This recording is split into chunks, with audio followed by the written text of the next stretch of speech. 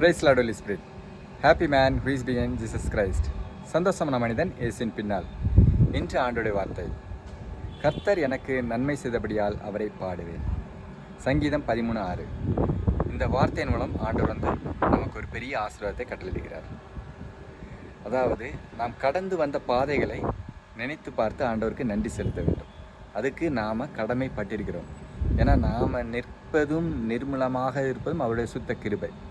So அதனால் ஒவ்வொரு நிமிடமும் அவர் நம்மளை பாதுகாக்கிறார். ஸோ அவருக்கு எப்பொழுதும் நன்றி துதி செலுத்தி கொண்டே இருக்க வேண்டும்.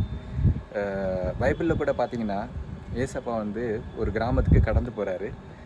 அப்போ அங்கே எதிரே ஒரு 10 குஷ்டரோகிகள் இயேசுவே, ஐயரே, எங்கள் மேலே இரக்கமாயிரும் அப்படின்னு கேட்குறாங்க. ஸோ உடனே ஆண்டவர் என்ன சொல்கிறாரு, நீங்கள் இந்த இடத்துலேருந்து ஆசாரியருக்கு போய் அங்கே உங்களை காண்பீங்கள் அப்படிங்கிறாரு. அப்போ அவங்க அந்த இடத்துக்கு கடந்து போகிறாங்க. போகும்போதே அந்த 10 பேருக்கும் சுகம் கிடச்சிருது. அதில் ஒருத்தர் மட்டும் திரும்பி ஆண்டவர்கிட்ட நன்றி சொல்கிறாரு. அப்போ ஆண்டவர் கேட்குறாரு, மீதி 9 பேர் எங்கே அப்படின்னு கேட்குறாரு. ஸோ அதே போல் தான் நம்முடைய லைஃப்லேயும் ஆண்டவர் செய்கிற நன்மைகள் அநேகம். ஆனால் அவருக்கு நாம் நன்றி திரும்பி சொல்கிறது கிடையவே கிடையாது. ஆனால் நன்றி சொல்லும்போது ஆண்டவர் அதில் மிகுந்த சந்தோஷம் அடைகிறார். ஆண்டவர் மகிமைப்படுகிறார். ஸோ இதை நம்ம மறக்கவே கூடாது.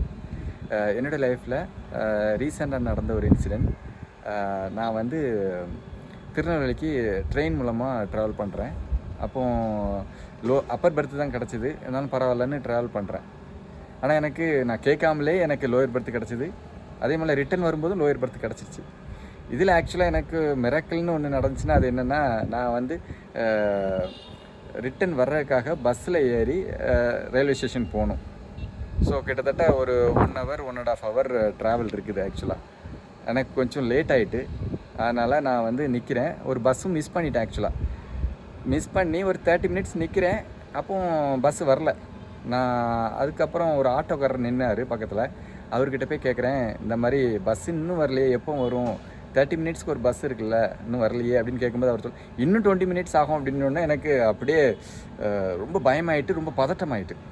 ஸோ எஸ்ஸப்பா, நான் ட்ரெயினை பிடிச்சிருவேனா அப்படிங்கிற ஒரு பயத்தில் நின்றுட்டுருக்கேன் பஸ் ஸ்டாண்டில். அப்போ பார்த்து ஒரு 2 சின்ன பசங்க வராங்க.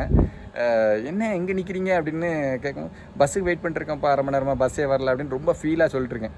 கவலைப்படாங்க, இப்போ பஸ் வந்துடும் அப்படின்னா ஒரு பஸ் வந்துச்சு. ஆக்சுவலாக அது சென்னைக்கு போகிற பஸ்ஸு. ஸோ அவங்க நிற்காமல் போயிட்டாங்க. இல்லை, அடுத்த உடனே பஸ் வரும் அப்படின்ட்டு அவங்க என்னையை கூல் பண்ணுறாங்க. நான் என்னுடைய பதட்டத்தை பார்த்துட்டு அவங்க என்னையை கூல் பண்ணுறாங்க. நீங்கள் கவலைப்படாங்க, இப்போ பஸ் வந்துடும்னு எனக்காக அவங்க பஸ் வருதான்னு பார்த்துட்ருக்காங்க. அவங்க சொன்ன மாதிரியே பஸ் வந்துருச்சு. ஆக்சுவலாக ஒரு பஸ்ஸு. எனக்கே ஆச்சரியமாயிட்டு, 20 minutes ஆகும்னு சொன்னாங்க அந்த ஆட்டோக்காரங்கன்னு. இப்போ உடனே பஸ் வந்துருச்சு, கவலைப்படாங்க, ஜாலியாக போங்க அப்படின்ட்டு என்னை ஏற்றி விட்டாங்க. உண்மையிலே அவங்க வானதூதர்கள் போல் நின்று என்னுடைய பதட்டத்தெல்லாம் எடுத்து போட்டாங்க. சூப்பராக நான் கரெக்டாக டைமுக்கு நான் ட்ரெயினை பிடிக்க உதவியாக இருந்துச்சு அந்த பஸ் வந்தது. ஸோ நான் இது எதுக்காக சொல்கிறேன்னா, அந்த இடத்துல ரொம்ப பதட்டமாக நின்னேன். உண்மையிலே அந்த 2 சின்ன பசங்க வானதூதர்களை போல் அந்த பதட்டத்தெல்லாம் எடுத்து போட்டு நான் ஹாப்பியாக ட்ராவல் பண்ணக்கு ஆண்டவர் உதவி செய்தார். ஸோ இது பெரிய அற்புதம் எனக்கு ஆக்சுவலாக. ஸோ ஆண்டவருக்கு நான் நன்றி சொல்கிறேன். ஈவன் நான் ஆக்சுவலாக புக் பண்ணதெல்லாம் கன்ஃபர்மேஷன் எல்லாமே அப்பர் பர்த்து தான். ஆனால் லோயர் பர்த்தில் தான் நான் வந்தேன். ஸோ எனக்கு ரொம்ப ஹாப்பியாக இருந்து, அதாவது போகையிலும் வருகையிலும் ஆண்டவர் காக்கிறாருங்கிறது உண்மை.